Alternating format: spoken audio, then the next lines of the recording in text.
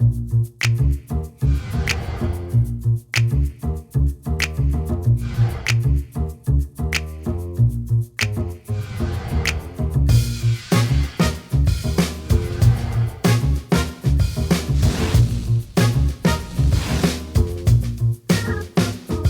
hello, family. How you doing today?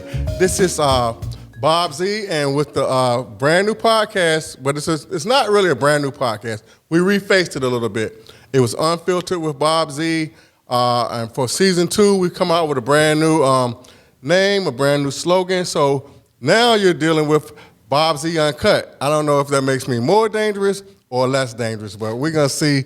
And so today we have a very special guest in the house. I'm really excited. Being a native of Mermaid City, I'm just so happy to see anytime one of us from Mermaid City, we get a chance to come out and run for a statewide office. I'm always pleased, and if it's somebody that I support and I think is a good candidate, then I'm doubly pleased. So I just want you guys to welcome to the show City Councilwoman. I'm gonna have to stop getting used to saying City Councilwoman and start getting used to saying Lieutenant Governor. I'm putting my name on it. So City Councilwoman Andria McClellan, she's running for Lieutenant Governor for the Commonwealth of Virginia. And so we're gonna talk about that. So let's just get started. Let's delve right into it. And the last time you were on the show, the first season for our election special, and I named each segment, each episode, I named it Facts, because this lady, she kicks some good facts, and I appreciate that, particularly coming from the political realm. Let's just say that, the political realm. But now that you've been actively engaged in the process, I know last time you were like saying, well, I'm forming my, everyone says I'm forming my committee and da-da-da-da-da. But now that you've been actively engaged in the process, why are we voting for you again? Well, the last time I was here, I think it was in the fall, at a committee, kicked off the campaign December 1st for Lieutenant Governor. And I am the only candidate in a pretty crowded Democratic primary field from Hampton Roads. Okay. So somebody who understands what's going on in the 757. I'm the only candidate who understands how cities work, cities and counties work. And at the end of the day, a lot of what happens in Richmond, in state government, doesn't always translate here at the local level. So having somebody who has that knowledge and connection is really important. The last person who brought that skill set to the lieutenant governor's role was Tim Kaine, who had been on the Richmond City Council and Richmond Mayor. He did a pretty good job, and hope to follow suit. The third thing is I do keep it real. I do bring the facts. And, I think I'm a pragmatic, practical politician who gets things done and builds coalitions, and that's what I've been doing. So I'm very excited about the opportunity. I bring a business perspective. That's where I got started out of college, and I understand also though what the issues are on the ground, and I think what you've seen from me right. is that I really want to listen to people, and I want to make people's lives better at the end of the day, and that's why I'm running. Well, I truly believe that. What I'm hearing the most, and I'm hearing it from all different sectors, and I'm kind of a I told you so kind of guy. I mean, I'm sorry. I mean, that's just me. And it's like, she's progressive. And like, I told you so. I told you so. As far as, I remember being in different circumstances. I'm not going into all of that, and I couldn't turn to anyone. I turned to this lady right here. And she was like, this is what you need to do. And I was like, wow, it blew my mind. And so, I could go on and I'm not gonna keep on, but facts, it's facts. That's what happened. Well, listen, the whole term progressive is a complicated one, right? If you want progress, which is what I strive to do, I'm progressive, right? And at the end of the day, I want to make, my theme of my campaign is creating more equitable access to opportunity. Okay. Everybody wants a pathway to success. So whether it's you want a good job, a good paying job, a fair job, let's talk about that. If you want to make sure that your kids have a good education and that you have affordable housing that's quality, or you have access to public transit, those are all the things that I've been doing and what I want to do at the state level. And we have some issues here in the Mermaid City, and I've been trying to tackle those. But those same issues exist in all of our communities throughout the Commonwealth. They do. And even when we think about, I think people were running away from the term liberal. And as a little kid, I know it's just like liberal or conservative. And I say, is the root word of liberal liberty? And I was like, what's wrong with that? So when you say progress for progressive, I'm like, okay, we can't make those words, I guess, dirty words to say it, because it's not. Okay, I try to do my due diligence. I try to do some research. Usually, sometimes I get all into like, I know, but I say I'm gonna research. So I found out that the official responsibility, and this is coming from the state's website, the official responsibility of the lieutenant governor are set forth in Article 5 of the Constitution of Virginia. That's my Constitution voice. Nicely done. According to the Constitution of Virginia, the lieutenant governor's official duties are to serve as president of the Senate and preside over the Senate. Other than the official verbiage, how do you see the importance of this particular office? Yeah, so when I try and talk, first of all, nobody knows what a lieutenant governor is. I mean, it's just, it's pretty wide, open question oftentimes. So it's akin to the vice president, right? You are second in command. If anything should happen to the governor, God forbid, you enter that role. You take on the role of governor. You preside over the Senate. And in Virginia, our General Assembly meets for either 45 days or 60 days a year. And you gavel in and gavel out. And if there are any ties in the Senate, just as in the United States Senate, you break those ties. Outside of that, you got some roles on some boards, the Virginia Economic Development Partnership, the Virginia Tourism Authority. It's supposed to be part-time, just like city council, part-time. I'd make it full-time, and you have a statewide platform to make as whatever you want with it. And I have a couple of ideas on what I'd do, but you seem to be you have some more questions there, I could tell. Well, so it's like Kamala Jr. I do have a Kamala outfit on right now, I'm just going to say. Where your Chucks at, man? I know. I do have a pair. Okay. Well, Chucks and pearls. Yeah. This next question is a two-parter. And I think, on the state level, I mean, I think even on a national level, redistricting is like the number one thing that's come almost like you don't know where you got the virus from. Did the virus come from the cold, or but redistricting. That's one of those words for me. Yeah. When you have the majority party in state House of Delegates and the state senates, so they get to draw the lines. I guess, for example, if you're gonna say, well, Norfolk should be, and the way Norfolk is cut up is kind of, it reminds me of growing up as a kid here, kind of like, it's like on this side of the tracks, or you have we're in East Main Street, but once you cross Granby Street, it's west. Yeah. And then you have north, and you have, of course, the southern part. But the question is, why is redistricting a good or bad idea? And in addition to that, this is something that's kind of like, personal to me, because we went through it in Norfolk years ago when they finally went to the ward system. Mm-hmm. Some of the localities in the Commonwealth, they have at-large seats. Mm-hmm. And so what that does historically is just like, it's another way of suppressing the vote when you don't have districts or wards. So those are the two questions. One is the redistricting, and the other one is, what do you think about, and I don't know if the lieutenant governor has the power to conquer all those things, but I just want to hear your opinion. Sure. So redistricting happens once every 10 years in Virginia, and it comes after the census. So 2021 is the year that it's supposed to happen. Now, unfortunately, the census data is late because of the past administration was the past administration. I know what happened. Yeah. They can, yes, let's just put that in the past. But, so we are going to be looking at new districts. And so what you ideally want is you want districts that are compact and contiguous. So we have districts, for example, the Senate District 6 that... Did you say contiguous? Contiguous, side by side, next to each other. Yeah, I'm not going like I know everything. So listen, so Senate District 6 okay. that Linwood Lewis holds. He represents the entire Eastern Shore, Okay. half of Norfolk, and then it goes up to Matthews County.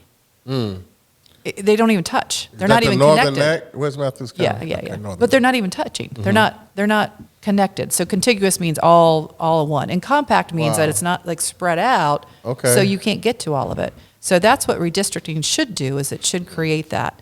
Now the issue has been, and this is where the politics comes in. Okay. Is that it's the politicians have drawn their districts instead of the voters drawing their districts.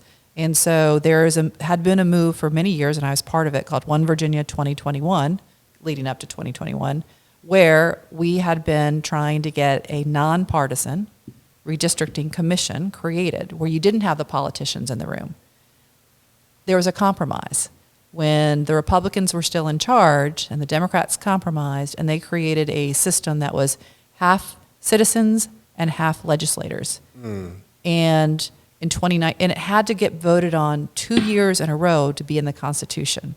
Okay, so it had to be voted on 2 years in a row, and then it had to go on the ballot, which happened this past November, to be instituted in the Constitution. So legislators voted for it in 2019, and in 2020, when the Democrats then had power, they said, wait a second, maybe we don't like this anymore. But then so there's just a lot of confusion. So listen, it's not great what they passed. It's not perfect. I'm hoping that this will be better and they'll get it right. And now they're in this process of trying to go through this whole commission. It's very complex, but here's what's going to happen. And this is way too in the weeds, folks. I'm so sorry. But if you're in a delegate seat, they run every 2 years. Right. For this November, because they didn't have their act together with the last administration, they're not going to have the numbers in time, so they can't create the redistricting. So they're going to have to run on their old districts in 2021, and it's very likely they're going to have to run again in 2022 on their new districts, and yet again in 2023. So they're going to have to run 3 years in a row. It's going to be a mess. So that's why is it important? Because you want legislators that live where you are, know where you are part of your community. When it's too broad and too gerrymandered, and they just pack in various districts and Right. issues. That's number one. Number two is at a local level, municipalities. How should those be elected? Whether it's a board of supervisors or a city council. If a city or municipality is large enough, I think absolutely there should be districts. It's too onerous. It's too difficult for people to run citywide. It's very costly. It's very, very difficult, and it limits how many people could be there. So, but I would say though, it really depends on the size of the municipality. Right. So in that regard, I would really leave it up to the municipalities. Here's the thing though. Again, I'm the only candidate running who understands how things work at the local level. And I think that is one of the things where I really differentiate in this race. Okay. Well, I get that. I get that 100%. And I guess if you have a little county, then it won't matter. But You have 12,000 people in the county. But if you're talking the 7 cities, I mean, each city is a huge city. They don't even have. It's not even a county. I used to advocate for the county of Hampton Roads, and just have like the borough of New York, and just have each city have their own decision-making board. But the way Norfolk and Virginia Beach going, it's not going to never happen. But Don't say never say never. That's one of the things I'm really proud of, though, is on the city council, I really tried to think regionally, right? That we could work together, whether it's our regional broadband ring, it's tackling economic development, tackling flooding issues. I serve on the regional transit board because bus systems, you can't just have Norfolk have one system and Virginia Beach has another and Chesapeake has another, because people are living in one place and working in other places. So we brought the first ever regional funding to Hampton Roads to deal with our bus system. So anyway, I think we need to, don't give up on the regional aspect. I'm not. It's just I saw the rendering for the casino the other day in Norfolk, and I was like, see, if Virginia Beach would have just had, the light rail to the oceanfront. And I'm thinking regionally, because I'm thinking like, what a destination that would be if, for the summer, you could go down to the oceanfront and spend time, and then you got the casino downtown.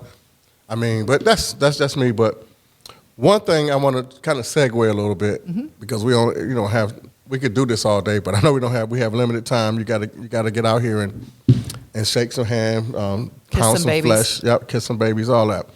Only with a mask on. only with the mask on. As a union guy, now I worked at the union along with my producer, Mike Pittman. We worked in the union together. And as a union guy, that was the only time that I saw equity and fairness from the perspective of a working man. And SB 939 was passed into law, which allowed local governments to bargain collectively with unions. And what that actually means is that, okay, when I lived in D.C., they had ASME, which is the American Municipal Government Employees Union. And so I believe that with respect to personnel issues and the protections that it allows, because one thing, when we have our city council, but the city manager actually deals with the personnel issues. Correct. And so one of the things that are in play, I know when I worked for the city, and I had an issue, they were saying, well, the first person you need to go talk to is your supervisor. And I was like, but suppose that's the person that's harassing me. Right. That's crazy. And we had no fallback. So basically, long story short, how do you feel about, this bill, and how do you feel about some of the local governments that have pretty much enjoyed no oversight from the city council as far as personnel issues?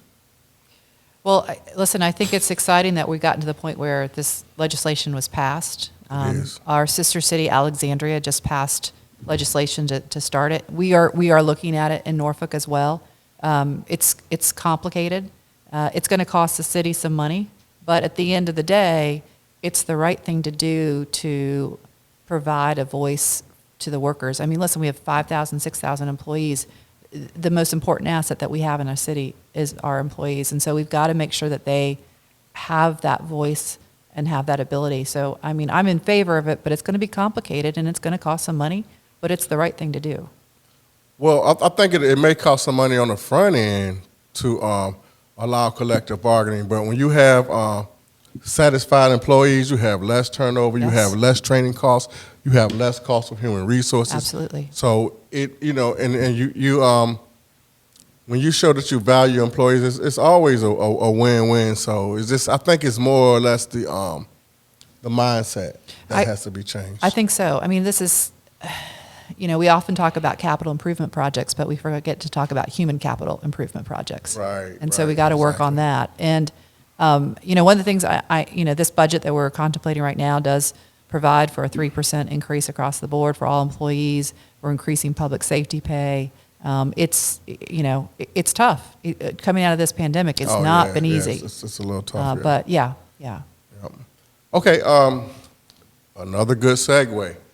As we move towards, and I don't, I'm not going to go there, but I know that they were saying like, okay, we're going to wait till 2024 to legalize marijuana, and then the governor was like, nah, July.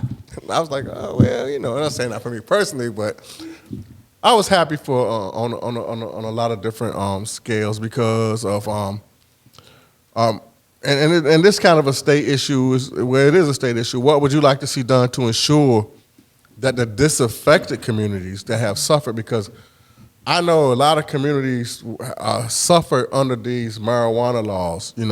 They really suffer, and I call them weed laws.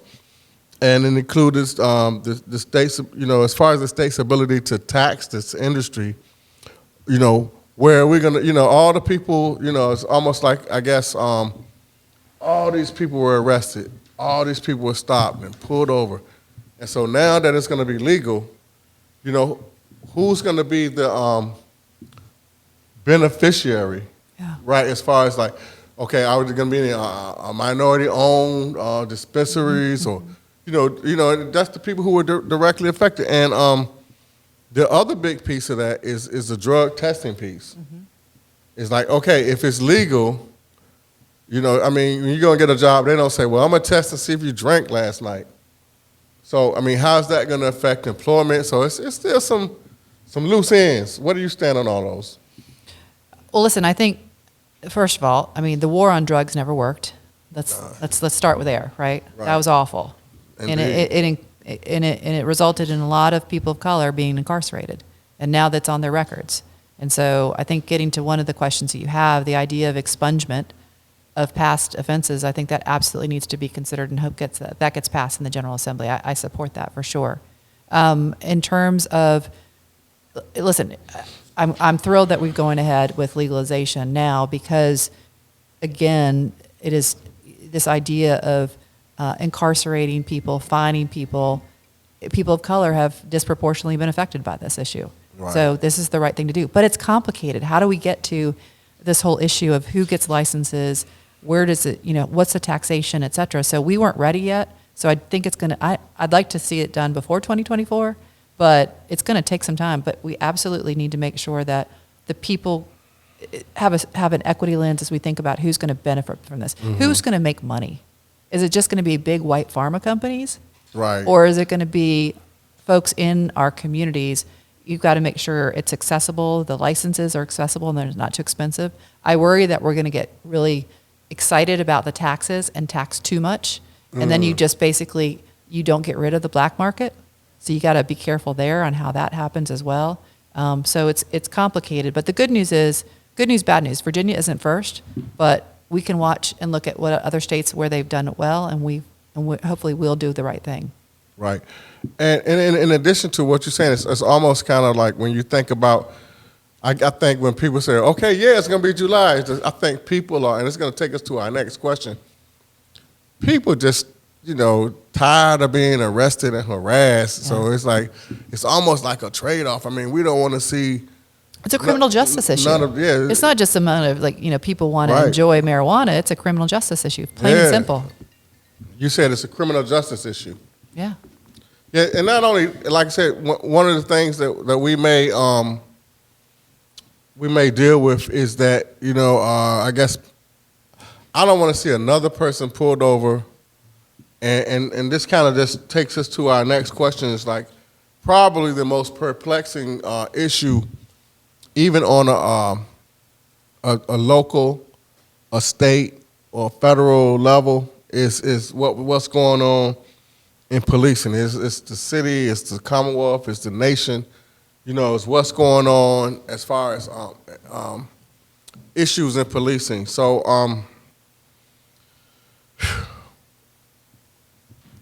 all these things and the subsequent killing of unarmed black people. And I said it again, the subsequent killing of unarmed black people. And I know that's really complicated. But so let's just say you had a magic wand. What would you do? Well, I mean, first of all, it's just been a tough time. And let's just face it, this has been happening for decades, centuries. King, yes. Right? Well, but now we televised since Rodney right, King, but now we have cell phone coverage, so we can at least start to see it. So the outrage that's there, it's just, I mean, it's devastating for so many people. I worry about the mental health of our community too, as we see this over and over and over and over again. But magic wand, a couple of things. I would make sure that every municipality had a citizen review panel. I think we need to have independent oversight. With subpoena power? With subpoena power. Okay, there we go. That's what I'm working on. That's what I've asked the mayor and the city manager. That's what I think we need in Norfolk, but I think we need elsewhere as well. I mean, you got to have that oversight. I mean, that's not unlike what you were talking about with collective bargaining too, right? There's a theme here, right? That you've got to have accountability at the end of the day. Accountability, exactly. So that's number one. Number two is I think our police departments need to be reflective of the communities they serve, right? You shouldn't be afraid of the department that's supposed to be serving and protecting you. And if you're going home at the end of the day to the neighborhood that you serve, you're going to be a lot less likely to pull out a gun on somebody because you know you go to church with that person. Right. Or you live down the street from that person. So that's number two, is we have to make sure that we're recruiting from our neighborhoods. Exactly. The third is we've got to invest in more training. The training is bad. It has to be longer. It has to train people on issues of mental health, on people with disabilities. We've got to do better with regard to that as well.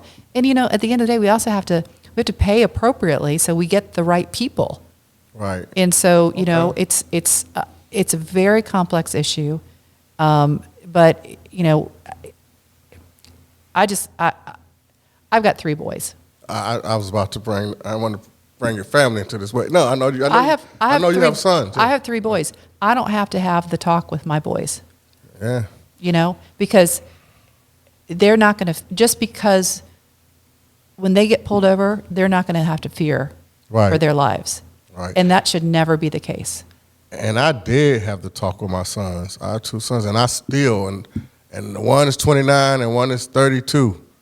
And I still, I'm like, man, I don't even like to get a phone call from my mother or anybody from any of their mothers. I'm like, don't call me. But one of the things that kind of when you talked about, and I try to bring this proposal to the city. Really, I did. With what they're doing with all the housing, why not have a policy of workforce housing? Mm-hmm. Where, like you said, even if you go and look at some of the HUD properties in like Huntersville and Barrard Park and those areas, if you have, let's say, a policeman, a fireman there, a teacher there, people who actually, Yes. you know, if your teachers live in that community and their kids go to the school, they're part of that. If your policemen live in a community, they really are your streets now because Yes. you know you live there. And so even with firemen, and I wanted to open up a program for like teachers at ODU, teachers at TCC, Norfolk State. You know, why not rebuild with them? Because we lose so much of our talent and wealth to some of the suburban cities Yeah. that surround Norfolk. So I was like, why not have an aggressive, you know, workforce housing policy where, let's say, if you work for the city for 3 years or in that position, then You can forgive some sort of the loan or you have ought- some like FHA. subsidy or all of those things. Right. Listen, affordable housing, we could have a whole I know, 3-hour that's a whole- discussion yeah, on that's- this one. that's true. It's a huge issue, and it's the missing middle, right? Like, how do you find that's affordable workforce housing? Absolutely, I agree with all those things. I served on the planning commission before I came on city council. Those are the things that we're looking at. We're looking at inclusionary housing. So when we have new apartment buildings and multi-family properties, that there has to be a percentage of affordable housing that's in there. I mean, those are the things. We have to be more progressive in our housing policy, without a doubt. Okay. Well, I want to thank you for coming on the show. I know this is campaign season, and I wish you well. Thank you. And So can I give a plug? give a plug? Give me the websites, whatever you want. Talk to us. Awesome. So the website is Andria for Virginia, Andria, FOR, Virginia.com. And you can learn more there. There we go. We call it the A team. Here we go. Get this on camera here. Hello. Have at it. Yeah, we've got a primary June 8th. So anybody can vote. We don't register by party in Virginia. And you can actually start voting now. We started voting last Friday. I remember and that. anybody can go to their voter registrar's office and vote in person. You can request a ballot up until, I think it's June, if you go to andriaforvirginia.com/vote, you can find out all that information. But we need somebody. We need the 757 and the 804. We need to bring Hampton Roads Right, to the state capitol, and I'm looking forward to doing that and representing proudly. Well, thank you very much, Andrea McClellan, from the A team. There you go. And I wish you well in your campaign. Thanks, Bob. And you guys, we'll see you next time.